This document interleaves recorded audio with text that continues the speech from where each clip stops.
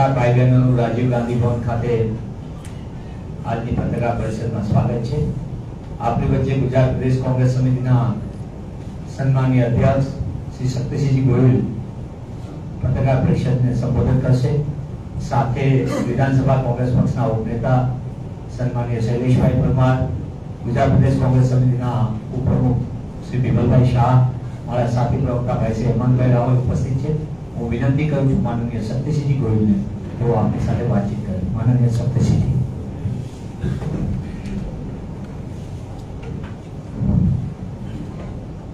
हमारा साथी कांग्रेस विधानसभा पक्षना उपनेता भाई शैलेषभाई, आदरणीय भाई श्री मनीषभाई, हेमांगभाई, विमलभाई, प्रेस અને મીડિયાના મિત્રો, આપ સૌનું હૃદયપૂર્વક આજની પ્રેસ કોન્ફરન્સમાં સ્વાગત કરું છું. માફી પણ માંગુ છું કે બહુ ટૂંકી નોટિસમાં આપ સૌને આમંત્રિત કર્યા અને ધોમધકતા તાપમાં બપોરે 1 વાગે આપ સૌ આવ્યા છો, માટે હૃદયપૂર્વક આપનો આભાર. સમગ્ર ગુજરાતમાં ભારતીય જનતા પાર્ટીની વિરુદ્ધનું વાતાવરણ છે. જ્યાં એમના ઉમેદવારો જાય છે ત્યાં જાકારો મળે છે. લોકો અણિયાળા પ્રશ્નો પૂછીને બેરોજગારી, પેપર ફૂટે, બ્રિજ તૂટે, ખેડૂતના ડુંગળીના ભાવ કે કપાસના ભાવ, પાણી, જીએસટી અનેક મુદ્દે ઝડી વરસાવે છે. જે રીતે ભાજપમાં પહેલી વખત ઘણા સમય પછી આંતરિક વિખવાદ સપાટી પર આવ્યો. ભાજપના નેતાઓ જાહેરમાં એકબીજા સામે આક્ષેપો કરે, ઉમેદવારો બદલવા પડે અને બદલ્યા પછી ઓર વર્ગ વગેરે ઉભો થાય, કમલમ પર ટોળાઓ ભેગા થાય. ભાજપનો પેજ પ્રમુખ અને ભાજપનો કાર્યકર્તા એમ કહે કે શું અમારે આવાની પાલખી ઉપાડવાની છે જે ગઈકાલ સુધી એમને ગાળો આપતા હતા? શું અમે ગાફા પાર્ટી છીએ? અને એ જ ભાજપના કાર્યકર્તાઓ પણ ભારતીય જનતા પાર્ટીની વિરુદ્ધમાં છે. જે ભૂતકાળ હતો એમાં અહંકાર સાથે, ભૂતકાળમાં કોઈ એકાદો વર્ગ ક્યાંય વિરોધ કરતો હતો તો એના સાથે સંવાદ નહીં, સંઘર્ષ કરવાનો, બેરહેમીથી પોલીસનો દુરુપયોગ કરવાનો, અને પછી ભાજપ જીતતું હતું. એટલે આ વખતે પણ ભારતીય જનતા પાર્ટીને એમ હતું કે કઈ વાંધો નહીં, પરિણામ આપણી તરફેણમાં જ આવવાના છે. અને અહંકારથી કહેતા 5 લાખ. હવે ભારતીય જનતા પાર્ટીની સામે સમગ્ર ગુજરાતના તમામ વર્ગ, ધર્મ, જાતિના લોકો એક થઈને ભાજપને પાઠ ભણાવવા માંગે છે. પાટીદાર મિત્રો પોસ્ટ મૂકે છે કે અમે અમારી વાત કરતા હતા ત્યારે અમારા સાથે સંવાદ કરવાના બદલે જે પોલીસનો દુરુપયોગ થયો, અમારી બહેનો દીકરીઓને ઘરમાંથી કાઢીને એની ઉપર લાઠીચાર્જ થયા. પાટીદાર યુવાનોએ ભાજપના નેતાને જનરલ ડાયરનું બિરુદ આપ્યું હતું. હું પોતે પણ એક સરકારમાં મિનિસ્ટર રહ્યો છું. કોઈ પણ આંદોલન ચાલે ત્યારે, આંદોલન ચાલતું હોય ત્યારે પોલીસે કેમ વ્યવહાર કરવો એ સરકાર એને કહેતી હોય છે. હું પોતે આરોગ્ય વિભાગનો મંત્રી હતો. અમારા ડોક્ટર્સના આંદોલન થતા હું સામેથી કહેતો કે સહેજ પણ બળ પ્રયોગ નહીં, હું સામેથી સંવાદ કરતો અને એનો રસ્તો અમે કાઢતા. પોલીસ પણ પૂછે કે સાહેબ આ છે શું કરીએ? ભારતીય જનતા પાર્ટીએ લોકશાહીમાં આંદોલન થાય તો સૂચના એવી, મારો પીટો, કે પાટીદાર આંદોલન વખતે એમણે કહ્યું. જુનાગઢમાં એક કોળીની દીકરી ચાંદની, એનું પ્રકરણ થયું, કોળી સમાજ માંગણી કરતો હતો તો એમની સાથે સંવાદ નહીં, સંઘર્ષ કર્યો. પાલિતાણામાં, ભાવનગર જિલ્લામાં, મારા જિલ્લામાં એક શૈક્ષણિક સંસ્થાની પાણીની ટાંકીમાં એક કોળી દીકરી પડીને ડૂબી ગઈ છે, આવી વાત આવી. કોળી જ્ઞાતિના આગેવાનો જોવા ગયા, એમણે ફરિયાદ આપી, મારી પાસે અહીંયા સુધી આવીને પણ મને ફરિયાદ બતાવી કે સાહેબ આ પાણીની ટાંકીમાં કોઈ ઊભું રહે તો અહીંયા સુધી પાણી આવે, આ દીકરીની ઊંચાઈ પ્રમાણે જો દીકરી ઊભી રહે તો અહીંયા સુધી પાણી આવે, ડૂબીને મરે કેમ? આની તપાસ કરો. પણ ભાજપનું એક મોટું માથું એમાં હતું, સંસ્થા સાથે સંકળાયેલું, કોઈ તપાસ નહીં. આજે જ ભાવનગર જિલ્લાના કોળી સમાજના આગેવાનો પોરબંદર મત વિસ્તારમાં ઘેર ઘેર ફરે છે કે આને મત નહીં આપતા. ભારતીય જનતા પાર્ટી સામે આદિવાસી સમાજનો આક્રોશ ફૂટ્યો છે, કારણ કે એમના અધિકારના પૈસા હતા, નકલી ઓફિસીસ બનાવીને આદિવાસીના હકના પૈસા ખાઈ જવાના. એકમાત્ર આદિવાસી મુખ્યમંત્રી કોંગ્રેસના ટેકાથી ઝારખંડમાં હતા, એમને ગેરકાયદેસર જેલમાં નાખ્યા છે. વન સંપત્તિ પર અધિકારનો કાયદો કોંગ્રેસે બનાવ્યો હતો, તો આદિવાસી સમાજને હજી સુધી ગુજરાતમાં એના રેવન્યુ રેકોર્ડ નથી મળ્યા, માટે આદિવાસી સમાજ નારાજ છે. આદિવાસી સમાજના શિક્ષણ પ્રત્યેની બેદરકારી સરકારની એક આઈએએસ અધિકારીએ કાગળ લખ્યો કે જે આદિવાસી વિસ્તારની, ગરીબ વિસ્તારની શાળાઓમાં શિક્ષણની કફોડી હાલત, એક શિક્ષક હોય અને ચોથા ધોરણમાં ભણેલા બાળકને પહેલા ધોરણ જેટલું પણ નથી આવડતું, આ એમના ભવિષ્ય સાથે ચેડા છે. એટલે આદિવાસી સમાજ નારાજ. ભૂતકાળમાં ઠાકોર સમાજ સાથે પણ આવો જ વ્યવહાર થયો હતો, અને અહંકાર સાથે જે રીતે રાજકોટના ઉમેદવારે વાત કરી, સમગ્ર દેશની બહેનો દીકરીઓનું અપમાન થયું. કોઈ પણ રાજા મહારાજામાં રાજપૂતો હતા, કારડિયા સમાજના આગેવાનો હતા, કોટકાઠી દરબારો હતા, નાડોદા સમાજના હતા, પશ્ચિમ પંચમાં આવેલી ઘણી બધી જ્ઞાતિના રાજા મહારાજાઓ હતા. બ્રહ્મ સમાજમાંથી બ્રાહ્મણોના રાજાને રજવાડા હતા, આદિવાસી રાજાઓ હતા, આપણે ત્યાં ભીલ રાજાઓ હતા. પાટીદારોને પટ્ટા મળ્યા હતા, અને પાટીદારનું પણ શાસન હતું, કે પટ્ટા મળીને શાસન હતું, એટલે પાટીદાર પણ રાજા મહારાજા હતા.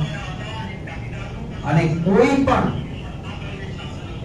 રાજા મહારાજાએ, એક પણ રાજા મહારાજાએ પોતાની બેન દીકરી અંગ્રેજોને નહોતી આપી. આ દેશની તમામ જ્ઞાતિ એ ઉમેદવારની વિરુદ્ધમાં એટલા માટે ઊભી થઈ કે ગામે ગામ પાળિયા છે, જુદી જુદી જ્ઞાતિના રાજા મહારાજાઓ હતા. એમણે ગાય માટે, માતૃભૂમિ માટે, બહેનો દીકરીઓની લાજ માટે શહીદી બોડી હતી.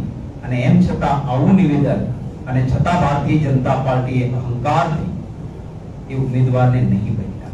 આ એ જ વ્યક્તિ છે જેમણે બનાસકાંઠામાં ચૂંટણી દરમિયાન જઈને માલધારી સમાજના એક વ્યક્તિ ચૂંટણી લડતા હતા ત્યારે માલધારી સમાજ વિશે પણ આવો જ વાણી વિલાસ કર્યો. આ બધા કારણોસર ભાજપની વિરુદ્ધ એક જુવાળ ઉભો થયો છે સમગ્ર ગુજરાતમાં. એટલે ભારતીય જનતા પાર્ટીએ વિચાર્યું કે ફ્રી એન્ડ ફેર સ્વતંત્ર ચૂંટણી થશે તો ભાજપનું ગુજરાતમાં દેવાળો નીકળશે. એટલે એમણે ભારતીય જનતા પાર્ટી એક તરકીબ રચી કે આપણે એમ કરો ને, કોઈ ને કોઈ પ્રકારનો નાનો મુદ્દો કાઢી અને કોંગ્રેસના પક્ષના ફોર્મ રદ કરાવો, સ્પર્ધા જ ન થવા દો, એટલે આપણને કોઈ હરાવી નહીં શકે. અમને પણ આની ગંધ આવી ગઈ અને હવે તો બરાબર ઓળખીએ છીએ. હું આભાર માનીશ અમારી કોંગ્રેસ પાર્ટીની લીગલ ટીમનો, અમારા વોર રૂમના સાથીઓનો, અમારા જિલ્લાના આગેવાનો. ખૂબ ચીવટ રાખી, ખૂબ ચિંતા રાખી, અને એક પણ ફોર્મ રદ ન થાય એની કાળજી રાખી. 18 જગ્યાએ ગઈકાલે વાંધા લીધા. 18 જગ્યાએ, 18 માંથી એક પણ જગ્યાએ કોંગ્રેસના ફોર્મની સામે એક પણ જગ્યાએ વાંધો ટક્યો નહીં. આજે અમરેલીમાં જેનીબેન ઠુમ્મર સામે સાવ ખોટા વાંધાઓ લીધેલા હતા, એ ફોર્મ પણ મંજૂર થયું. ભાવનગરમાં આમ આદમી પાર્ટીના ઉમેદવાર સામે વાંધા લીધા હતા.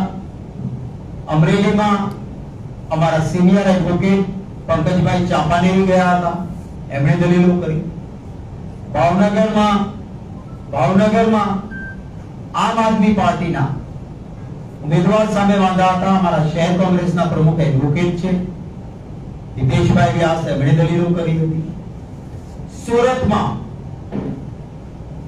સુરતમાં ઉમેદવારે ફોર્મ ભર્યું ત્યારથી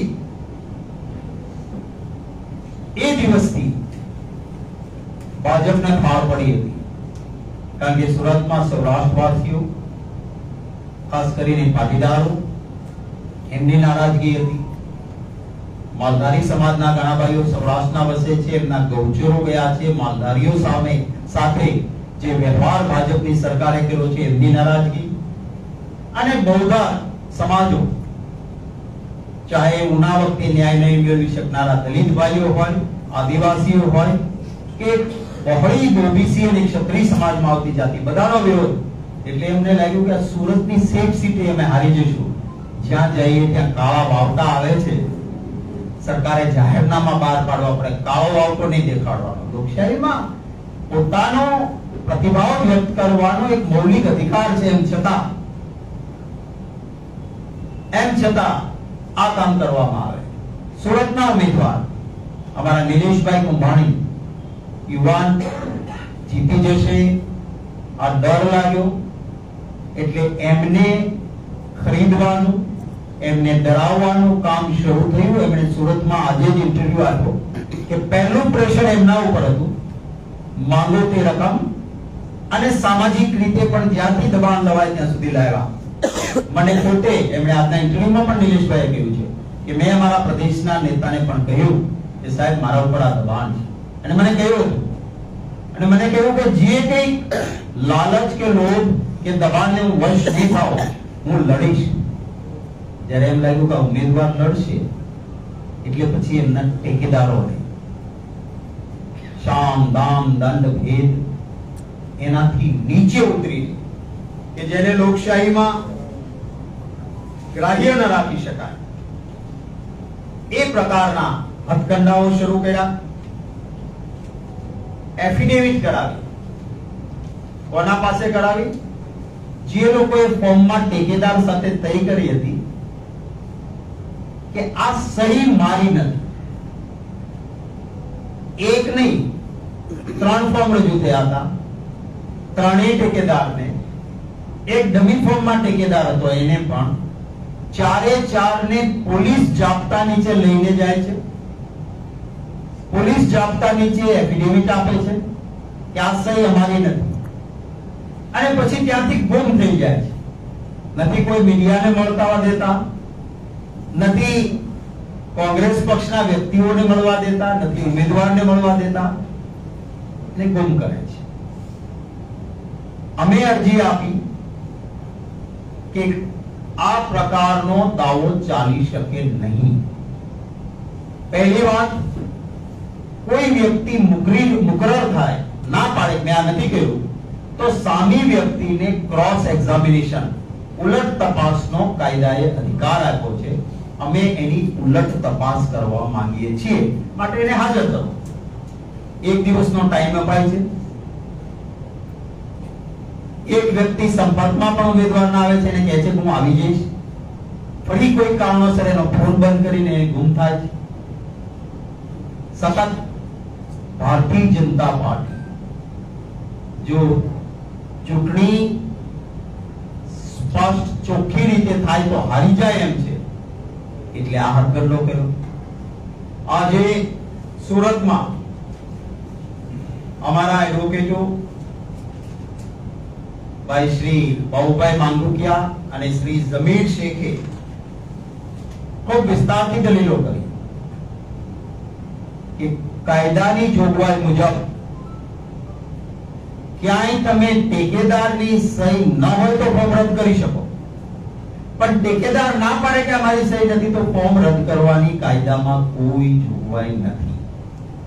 સેકન્ડ કહ્યું કે સાહેબ એની આ ફોર્મમાં સહી છે અને હવે કહે છે કે મારી સહી નથી, એની એફિડેવિટમાં સહી છે. આ બંનેને ફોરેન્સિક લેબોરેટરીમાં મોકલો કે આ હસ્તાક્ષર બે એના છે, જો હોય તો ફોર્મ રદ ના થઈ શકે. ત્રીજી દલીલ કરી કે કોઈ પણ સાક્ષી કે વ્યક્તિ કાયદામાં વાત કરે ત્યારે એને ભય કે દબાણ નીચે નથી થયું, એ માટે ખુલ્લું મનથી એ કહે છે કે કેમ એની તપાસ જરૂરી હોય છે. કાયદાની પરિભાષામાં પોલીસ જાપ્તામાં આવીને કહીને ગયેલાને ફરી બોલાવો. નહીં બોલાવાયા. એક આવી જ ઘટના આ જ પ્રકાર કે જેમાં ઠેકેદારોએ કહ્યું કે આ અમારી એફિડેવિટ રૂબરૂ આવીને, કોઈ પોલીસ જાપ્તામાં નહીં, રૂબરૂ આવીને આરોને કહે છે કે અમારી આ સહી નથી, આ ભાઈનું ફોર્મ રદ કરો. બે ઠેકેદારો જાય છે.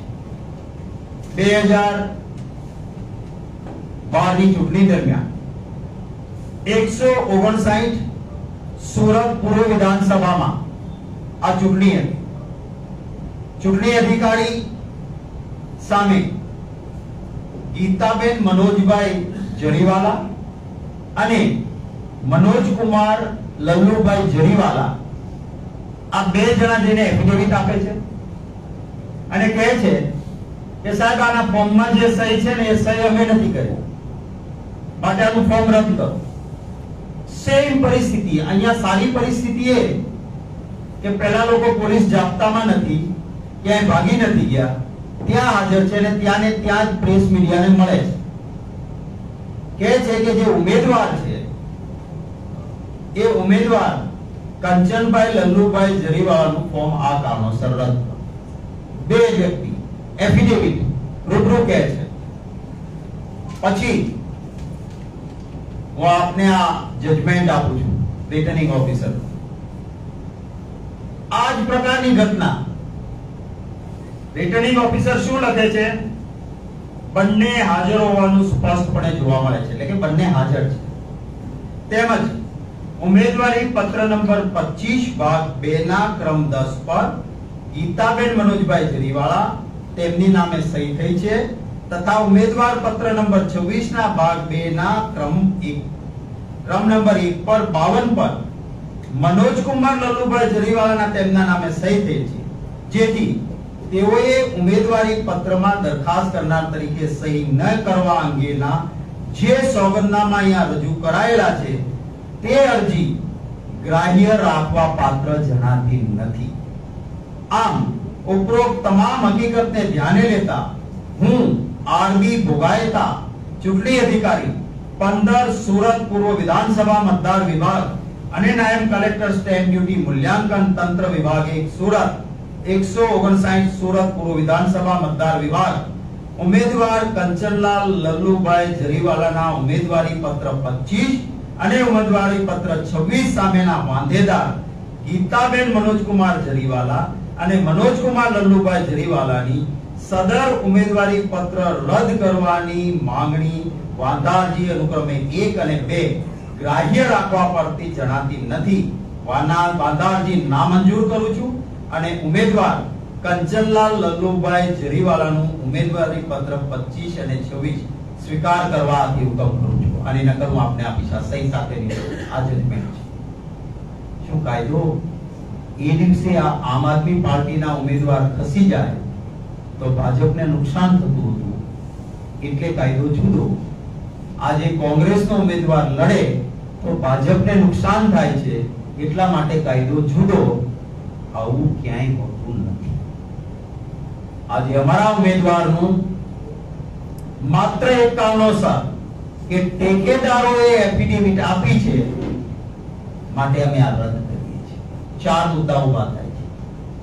પહેલો તો આ કાયદાકીય કે કાયદો બધા માટે સમાન હોય, બંધારણ પણ કહે છે. આ જ પ્રકારમાં જો સુરતમાં જ 159 વિધાનસભામાં નિર્ણય થયો તો આજે જુદો નિર્ણય કેમ?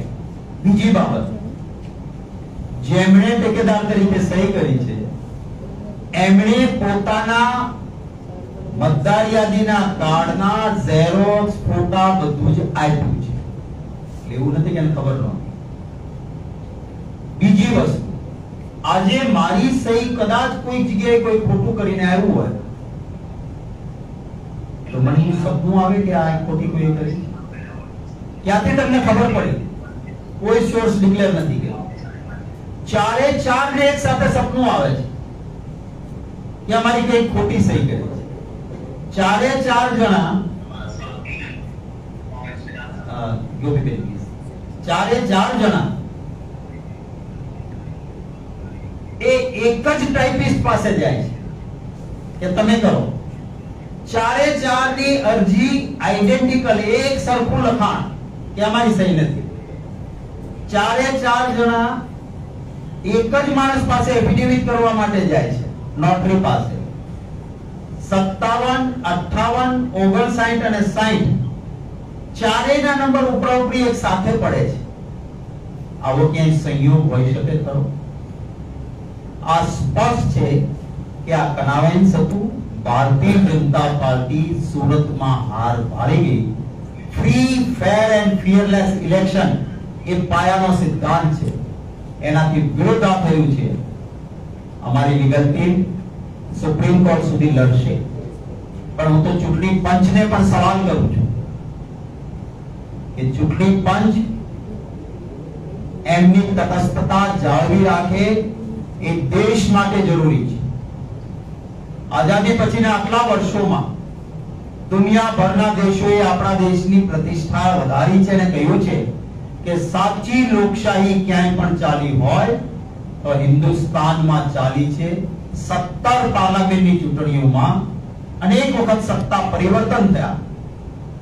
કોઈ પક્ષ કે શખ્સ સત્તામાંથી બહાર પણ ગયા અને સત્તામાં ફરીને આવ્યા, પણ નિષ્પક્ષ ચૂંટણી વિશે ક્યારેય દુનિયામાં કોઈએ સવાલ નથી કર્યા. આ વખતે લીડિંગ ન્યૂઝપેપર, દુનિયાના પ્રતિષ્ઠિત અખબારો, દુનિયાની પ્રતિષ્ઠિત ચેનલો આપણા દેશની લોકશાહીમાં ચૂંટણી પંચ તટસ્થતાથી નથી ચાલતું એવી વાત કરે છે, જેનાથી દેશની પ્રતિષ્ઠાને નુકસાન થયું છે. જનતા જનાર્દન મહાન છે. ભાજપાએ સુરતનું એક ફોર્મ રદ કરવાની ચેષ્ટા કરી છે. મને વિશ્વાસ છે કે મારા વાલા ગુજરાતીઓ વ્યાજ સાથે 1/11 નો બદલો લેશે અને બીજી સીટો ઉપર વધારે મક્કમતાથી કોંગ્રેસને સમર્થન કરશે.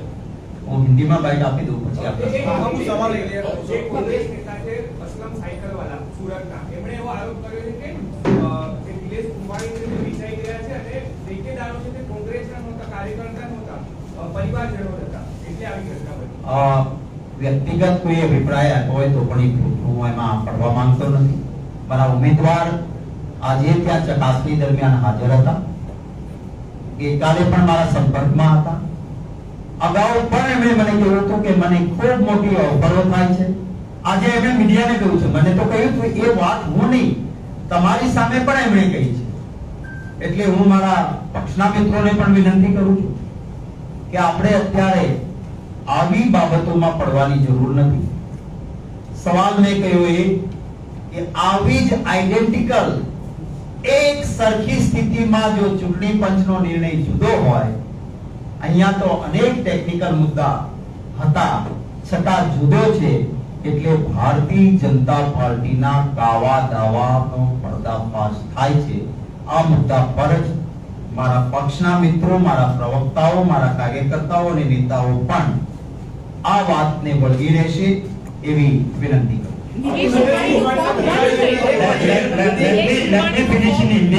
એટલે બાર જતું રહે, પછી આપના સવાલો લઈશું. મારી પ્રેસ બીજેપી જેવી નથી હોતી કે મેનિફેસ્ટો ઉપર 1 કલાક 40 મિનિટ ચાલીને એકેયનો સવાલ ના લીધો.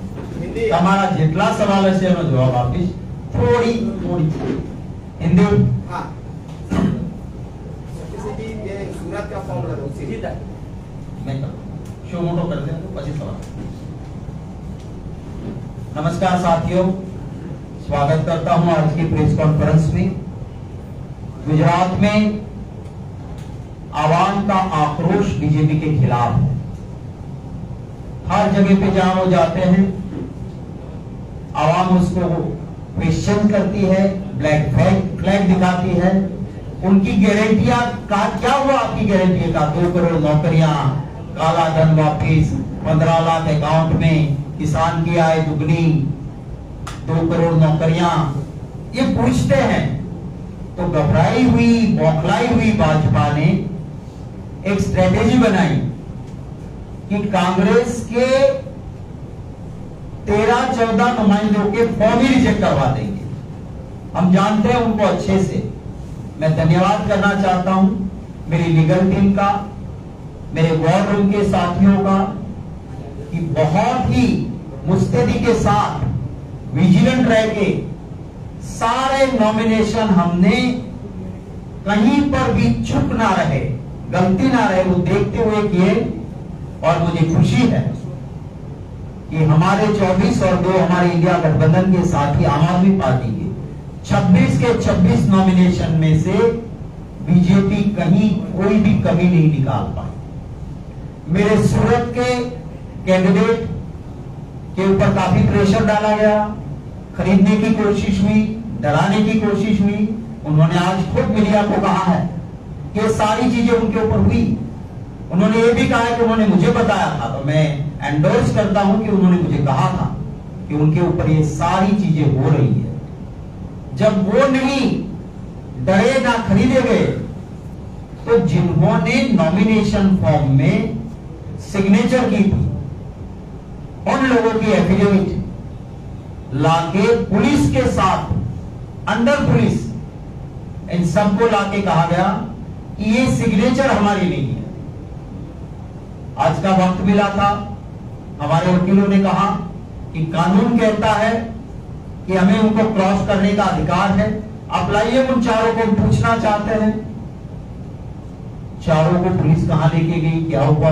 उसको इलेक्शन कमीशन की जिम्मेवारी थी कि उनको वहां पे पेश करें, कोई पेश नहीं हुआ। हमारे एडवोकेट्स ने कहा कि एज ए रिटर्निंग ऑफिसर आपकी जिम्मेवारी है। आप देखिए ये साइन जो नॉमिनेशन फॉर्म में है और एफिडेविट में है, क्या ये एक नहीं है?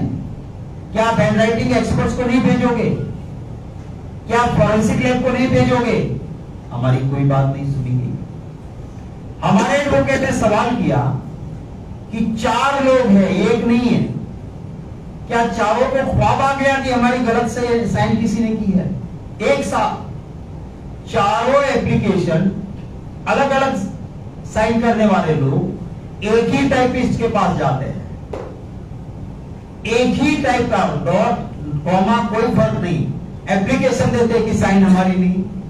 फिर वो एक ही नोटरी के पास जाते हैं, एक ही वक्त जाते हैं, 57, 58, 59 एंड 60 नंबर सीरियल निकलता है, एक ही नोटरी करके देता है। और इसी तरह का कॉस्ट का एक एग्जांपल जो मैं आज मीडिया को 159 सूरत का असेंबली के दौरान ऐसी ही घटना घटी थी, जब 2 साइन करने वाले रिटर्निंग ऑफिसर के पास एफिडेविट लेके गए थे और उन्होंने कहा कि साहब ये नॉमिनेशन फॉर्म में जो सिग्नेचर है वो हमारा नहीं है। रिटर्निंग ऑफिसर ने कहा कि आपकी एफिडेविट आज आ रही है, मैं इसको स्वीकार नहीं करता। कानून में कोई प्रावधान नहीं है कि इस तरह से नॉमिनेशन खारिज हो सकता है। और रिटर्निंग ऑफिसर ने जजमेंट दिया 159 सूरत असेंबली के दौरान कि ये नॉमिनेशन में आपने साइन नहीं की है, ऐसा सपोर्टर कहते हो, दरखास्त करने वाले कहते हो, उसको मैं स्वीकार नहीं करता हूं और नॉमिनेशन वैलिड रखता हूं। क्योंकि उस वक्त पे आम आदमी पार्टी का नॉमिनेशन था और वो अगर खारिज होता था तो कांग्रेस को फायदा होने वाला था, इसलिए कानून कुछ और आज क्योंकि हमारा कैंडिडेट वहां रहता तो बीजेपी हार जाती इसलिए कानून कुछ और। मैं इलेक्शन कमीशन से भी कहना चाहता हूं कि आप क्या कर रहे हो, आपकी बड़ी जिम्मेवारी है। आप एक संवैधानिक संस्था हो। हमारे देश की इज्जत पूरी दुनिया में बहुत बड़ी है कि हमने 17 पार्लियामेंट इलेक्शन करवाए, पार्टियां पावर में आई गई। कभी भी इस तरह के घटनाक्रम नहीं घटे। शेषान जी जैसे इलेक्शन कमीशन में थे कि रूलिंग पार्टी को भी ज्यादा डंडा लगाते थे कि आप रूलिंग पार्टी हो, कानून नहीं तोड़ सकते। आज इलेक्शन कमीशन अगर चुप और मौन रहेगा तो मेरे देश की डेमोक्रेसी की इज्जत जो दुनिया भर में बेहतरीन तरीके से जिसकी वाहवाही होती है, उसकी कहीं ना कहीं निंदा होगी, उसका क्रिटिसिज्म होगा, मेरा देश इससे बदनाम होगा। तो मैं मांग करता हूं कि सुओ मोटो इलेक्शन कमीशन इसको रिव्यू करें और मेरे कैंडिडेट को चुनाव लड़ने की इजाजत दे। जरूर हम जाएंगे हाई कोर्ट, सुप्रीम कोर्ट लड़ेंगे, पर अभी जो बदनामी होगी इसकी जिम्मेवारी कौन लेगा? भारतीय जनता पार्टी की भी जिम्मेवारी है। अब रूलिंग पार्टी हो, आप तो कहते हो कि 5-5 लाख से जीतेंगे, फिर लड़ने से क्यों डरते हो? हमने तो कभी ऐसा हथकंडा नहीं किया, बहुत साल पावर में रहे। आप कहते हो 70 साल में क्या किया, कभी हमने ऐसा नहीं किया। तो इसका जवाब जनता को, भाजपा को भी देना होगा। मुझे विश्वास है कि मेरे प्यारे गुजरात के आवाम इसको देख रहे हैं। कहते हैं पब्लिक है, सब जानती है, अंदर क्या है बाहर क्या है सब पहचानती है। गुजरात की जनता का प्यार, समर्थन और आशीर्वाद इस हादसे से कांग्रेस की ओर और ज्यादा बढ़ेगा। और एक खारिज किया है उसका गुजरात की जनता 11 सीटों पे और जोर लगा के भाजपा से बदला लेगी। Thank you. એક પ્રશ્ન સિમ્પલ છે કે ઓર્ડરમાં પણ લખેલું છે કે શહેરમાં વિસંગતાઓ છે એક વસ્તુ, નિલેશભાઈ ઉપર પણ સવાલ ઉભા થઈ રહ્યા છે કે નિલેશભાઈ કેમ બહાર નીકળી જાય છે, કેમ એની એક્ટિવ નથી જોવા મળતા। બીજો સવાલ એ તમને થાય છે સાથે એ પણ પ્રશ્ન છે તમારો જે ડમી ઉમેદવાર હતો એ પણ કેમ માન્ય ન કરાયો કે કોંગ્રેસમાં કે કોંગ્રેસની ભૂલ છે, તમે લીગલ ટીમની જ્યારે ભૂલ જોવા મળી તેના કારણે આ ઘટના બની છે। આપણે કહું કે ડમી ઉમેદવારનું પણ ટેકેદાર છે એની એફિડેવિટ આપી।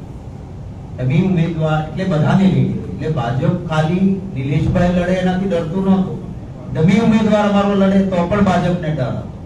એટલે ડમી ઉમેદવારના ટેકેદાર પાસે પણ કરાવી। મેં તમને આ સીધું સિમ્પલ છે, સેમ વસ્તુ છે, એક્ઝેક્ટલી સેમ। અમે માંગણી એટલી જ કરી કે ત્યાં આગળ આને ક્રોસ કરવાનો અધિકાર હતો, કોઈ પોલીસ નહોતી। અમે ગઈકાલે પણ અમારી અરજી એ જ હતી કે ભાઈ એમને હાજર કરો, અમારે ક્રોસ કરવા છે। તો ઇલેક્શન કમિશનની એ જવાબદારી નહીં કે કમિશનરને, પોલીસ કમિશનરને પોલીસને સૂચના આપે કે ભાઈ આ ચારેય જ્યાં હોય ત્યાંથી શોધી લાવો, કારણ કે કાયદો ક્રોસ એક્ઝામિનેશનની પરમિશન કરે છે, અમારે ના આપવાનું। શું ઇલેક્શન કમિશનની એ જવાબદારી નથી કે આ હેન્ડરાઇટિંગ એક્સપર્ટ પાસે 24 કલાકમાં હેન્ડરાઇટિંગ એક્સપર્ટ તો આવી જાય, ગઈકાલે જ મોકલી દેવો હતો। એ ઇલેક્શન કમિશનની જવાબદારી નથી કે એમણે ફોરેન્સિક લેબને કહેવું જોઈએ કે તાત્કાલિક તમે આ સહી કોની છે વેરીફાઈ કરીને આપો। અને ધારો કે આવી કોઈ બાબત થાય તો કાયદો શું કહે છે? ફોર્મ રદ કરવાની કાયદામાં જોગવાઈ નથી। જોગવાઈ શું થાય કે હું એમ કહું કે આમાં શૈલેષભાઈની સહી છે અને શૈલેષભાઈ કે મારી નથી, તો આના માટે ફોર્જરીનો અલગ ક્રિમિનલ કેસ કરી શકાય, પણ ફોર્મ રદ કરી શકાય નહીં। અને એટલા જ માટે વેરી રાઇટલી એન્ડ વાઇઝલી આ નિર્ણય વિધાનસભા વખતે કે ભાઈ એફિડેવિટ આવી છે તમે કયો છો, પણ એના આધાર ઉપર ફોર્મ રદ થઈ શકે નહીં। અમે જો 50 થોડી પણ રાખી હોત તો 18 જગ્યાએ વાંધા લીધા, 18 જગ્યાએ, 18 માંથી એક પણ જગ્યાએ ભારતીય જનતા પાર્ટીનો વાંધો અમારા ફોર્મમાં એફિડેવિટમાં ક્યાંય ટક્યો નહીં. આપે અભિનંદન આપવા જોઈએ મારી લીગલ ટીમને, આપે અભિનંદન આપવા જોઈએ કોંગ્રેસમાં કામ કરતા કાર્યકર્તાઓને ને વોર રૂમને કે કેટલી ચીવટ અમે રાખી. 24 ફોર્મ હતા એમાં અમારા 18 જગ્યાએ વાંધા, એક જગ્યાએ ભાજપ સફળ ન થયું. અહીં શું થયું? અહીંયા પણ સફળતા કેવી રીતે? ગેરકાયદેસર રીતે સફળતા છે. અચ્છા, જે રીતે પુરુષોત્તમ રૂપાલાનું ફોર્મ છે, 50 રૂપિયાનો સ્ટેમ્પ પેપર વપરાયો છે, એને લઈને હવે કોંગ્રેસ આગળ કોઈ લીગલ કાર્યવાહી કરશે? કારણ કે એમાં પણ ઓબ્જેક્શન તો ઉપાડવામાં આવ્યું છે, પણ એ નિર્દલીય ત્યાંના જે નિર્દલીય કેન્ડિડેટ છે તેમના દ્વારા. ગોપીબેન, હું તમને કહું કે અમે વાંધો લીધો નથી. અમે ફ્રી એન્ડ ફેર ઇલેક્શનમાં માનીએ છીએ. હું આટલી બધી ચૂંટણીઓ લડ્યો છું, મેં કદી મારા સામેવાળાના ફોર્મમાં વાંધો હોય તો પણ મેં ક્યારેય વાંધો નથી લીધો. મેં હંમેશા કહ્યું છે કે લડી લેવાનું જનતા જનાર્દન છે, નક્કી કરશે. ગઈકાલે પુરુષોત્તમભાઈના કેસમાં મને કોઈ કહ્યું કે કલેક્ટરની સ્પષ્ટ સૂચના હોવા છતાં, લેખિત હોવા છતાં સ્ટેમ્પ ઓછો હતો. અપક્ષ કોઈ ઉમેદવારે વાંધો લીધો હતો, અમે વાંધો લીધો નથી. અમે એના માટે લડવાના નથી. જનતાની અદાલત છે. પુરુષોત્તમભાઈ ભાઈ લડે. પરેશભાઈ, કાલે મારે પરેશભાઈ સાથે વાત થઈ. પરેશભાઈ મને કહ્યું ના, આપણે આવી કોઈ લડત શક્તિથી કરવી નથી. જનતાના દરબારમાં છીએ, લોકોના વિશ્વાસે એમના ખોળામાં માથું મૂકીને લડવા આવ્યો છું. હારું કે જીતું, મારે ફોર્મ રદ કરાવીને જીતવું નથી. તો આ કોંગ્રેસનું કલ્ચર છે. તમે કહી રહ્યા છો આ કોંગ્રેસનું કલ્ચર છે, પરંતુ મેં કહ્યું તમને કે આ પ્લેટફોર્મ પરથી જ કહ્યું ને, મેં વિનંતી કરી કોઈ એવા નિવેદન પોતાના પહેલાથી કર્યા હોય તો ના કરે. અચ્છા, તમે કહ્યું કે આ કોંગ્રેસનું કલ્ચર છે, તો શું ભાજપનું કલ્ચર આનાથી અલગ છે? ભાજપ લોકશાહીની હત્યા કરવા માંગી રહ્યું છે. આનાથી તમને શું દેખાય છે? આ ક્વેશ્ચન તમારે એમને પૂછવો જોઈએ કે જો આજ સમયે ભારતીય જનતા પાર્ટી આજ આવો જ નિર્ણય થયો હોય અને આજે એનાથી વિરોધ થાય, વાંધો લેનાર કોણ છે? રજૂ કરનાર પોલીસ કઈ છે? તમે મને કહો કે તમે એમ કહો કે મારી સહી ખોટી છે અને તમે ક્યાંય જાઓ, તમારી સાથે 10 પોલીસ આવશે? કે ગોપીબેન કહેવા જાય છે કે અમારી સહી ખોટી છે, 10 પોલીસ તમારી સાથે આવશે? શા માટે પોલીસ જાપ્તામાં આવ્યા? તમે કહો કે અહીંયા ખોટું થયું છે, પછી તમારું ફોન બંધ કરી દો કે તમે લોકોને અવેલેબલ કરો. એટલે આ બધી જ બાબત સ્પષ્ટ છે કે લોકશાહીનું ગળું રોકવાનું, સરેઆમ લોકશાહીની હત્યા કરવાની. પણ આવું કરવાથી, જો ખોટું કરવાથી શાસન સલામત રહેતું હોય તો કંસનું રહ્યું હોય, અંગ્રેજોનું રહ્યું હોય, ક્યારેય રહેતું નથી. એટલે આ હથકંડાઓ, લોકશાહીમાં તો જનતા મહાન છે અને આનાથી જનતા જનાર્દનના આશીર્વાદ અને સહકાર અમને વધારે મળવાનો છે, મને વિશ્વાસ છે. આગળ લીગલ સ્કોપ આની અંદર શું છે? અમારી લીગલ ટીમ જરૂર કરશે, આની ઇલેક્શન પિટિશન પણ કરશે અને સુપ્રીમ કોર્ટ સુધી પક્ષ, બીકોઝ પક્ષના મેન્ડેટના ઉમેદવાર સામે થયું છે એટલે પક્ષ પોતે પણ કોંગ્રેસ પાર્ટી પિટિશન ફાઇલ કરશે. બાપુ, એવું માનવામાં આવે છે કે પાટીદાર નેતાનો હાથ છે આ સમગ્ર ઘટનામાં. આની કઈ ગંધ કોંગ્રેસને નહોતી આવી પહેલા? હું તમને કહું છું કે મને એમણે પણ કહ્યું હતું, ઉમેદવારે, એક પાટીદાર યુવાનની રાજકીય હત્યા ભારતીય જનતા પાર્ટીએ કરી છે અને આ એ જ પાટીદારો છે જે મારા પહેલા પ્રદેશ પ્રમુખ સરદાર વલ્લભભાઈ પટેલ અને 25 વર્ષ સુધી કોંગ્રેસ પાર્ટીના એક પ્રમુખ રહ્યા છે. મને ઘણી વખત કોઈ વ્યક્તિ ખુરશી પર બેઠે તો મોટો લાગે, ક્યારેક કોઈ ખુરશી કોઈ માણસના બેઠવાથી એ ખુરશીનું કદ વધતું હોય છે. મારા પ્રદેશ પ્રમુખ 25 વર્ષ સુધી સરદાર વલ્લભભાઈ પટેલ રહ્યા અને આજીવન કોંગ્રેસી રહ્યા, નકશી કોંગ્રેસી રહ્યા. અને આ એ જ પરિવાર છે એટલે પાટીદાર સમાજ પણ આને માફ નહીં કરે. બાપુ, આપણે તમે કોંગ્રેસ પક્ષ તરીકે જો નિલેશ કુંભાણીને ક્લીન ચીટ આપો છો અને કોઈ કાર્યવાહી નહીં થાય? મેં આપને કહ્યું કે મારી પાસે નજર સામે દેખાતું હોય કે ભારતીય જનતા પાર્ટી કાવતરા કરે છે, એ પછી અને એમણે મને આજે તમારા મીડિયાને પણ એને કહ્યું કે મેં મારા પ્રદેશના નેતાને પણ કહ્યું હતું કે મારા ઉપર બંને પ્રકારની ધોંસ છે, એક ખરીદવાની, બીજી ડરાવવાની. જો કદાચ એમાં જે સરેન્ડર થયા હોત તો આ બધું એને કરવાની જરૂર જ નહોતી. ફોર્મ મંજૂર થઈ જાય એટલે ઓટોમેટિક ડબી રદ થઈ જાય. આપણે ત્યાં ઘણાની જૂની કાયદાની જોગવાઈ ખબર છે. જૂની કાયદાની જોગવાઈ એવી હતી કે મેઇન કેન્ડિડેટ વિથડ્રો કરે તો ડમી ઓટોમેટિક પિક્ચરમાં આવે. હવે કાયદો બદલાયેલો છે એ રીતે કે જેવું ફોર્મ ઓરિજિનલ નું ક્લિયર થાય એટલે ડમી ગોઝ, ડમી ત્યાં જ ખતમ થઈ જાય, પછી ડમી હોય જ નહીં. પછી મારો એક જ ઉમેદવાર હોય તો મંજૂર ફોર્મ થઈ ગયા પછી નિલેશ કુંભાણી ખેંચી લે તો ઉમેદવાર વગરનો થઈ જાવ, કોઈ વિવાદ જ ના થાય. એનો અર્થ છે કે માણસ જો એને સરેન્ડર થવું હોય તો એ કરે ને, આ શું કામ કરે. એટલે તમે એક સિક્વન્સ જોશો તો પત્રકાર મિત્રો પણ સ્વીકારશે કે આમાં, અને હવે પ્રેશર મોટા મોટા મીડિયા હાઉસના માલિકો ભાજપનું પ્રેશર સહન નથી કરી શકતા તો બિચારા એકાદ ચાર ચાર ટેકેદાર તો ક્યાંથી કરે. અચ્છા, આવું બીજા કોંગ્રેસના કેન્ડિડેટ સાથે નહીં થાય એવું અત્યારે કોંગ્રેસ ધ્યાન રાખી રહી છે, કારણ કે 22 તારીખ ફોર્મ ખેંચવાની છેલ્લી છે. કોઈ પણ મારો ઉમેદવાર ક્યાંય ફોર્મ પાછું નહીં ખેંચે, મજબૂતીથી લડશે અને જીતશે. Thank you.